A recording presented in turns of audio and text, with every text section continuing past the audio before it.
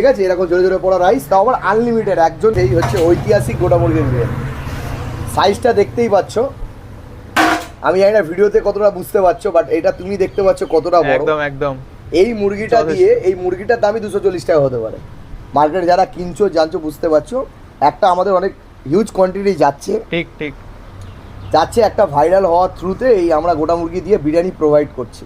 এ তো পুরো হাত পা সবই আছে, তো পালিয়ে যাবে না তো, লাফিয়ে আবার কিচ্ছু হবে না, যেরকম ছিল প্লেটে যাবে আর পেটে যাবে। রাইস পাবে এরকম ঝরে ঝরে পড়া রাইস পাবে এরকম, তাও আবার এই রাইসটা আবার আনলিমিটেড।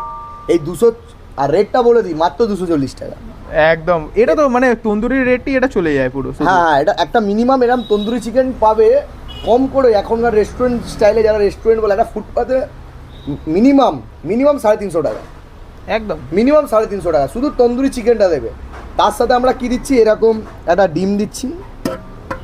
ঠিক আছে, আমাদের বিরিয়ানিতে আবার আলুর বোখরাও দেওয়া হয়, দেখতে পাচ্ছ, লোকাল বিরিয়ানি না, যেটা বলতে পারো যে ভাই লোকাল বিরিয়ানি, দেখো আলুর বোখরা, এই যে এই ছোটোটা দেখাতে পারো, এটা আলুর বোখরা, যারা খাও তারা ভালো করে বুঝতে পারবে।